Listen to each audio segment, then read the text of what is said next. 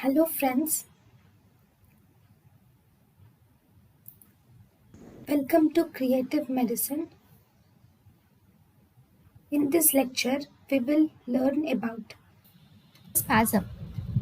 Hydrocution is immersion syndrome is called as hydrocution. In hydrocution, the patient has reflex. See, whenever the patient is diving into the cold water, or if the patient puts his feet first in the cold water, or if the waves of the water are hitting onto the hypogastrium of the patient, in these cases, there will be reflex vagal inhibition leading to cardiac arrest, which is called as hydrocution. thank you and thank you for watching.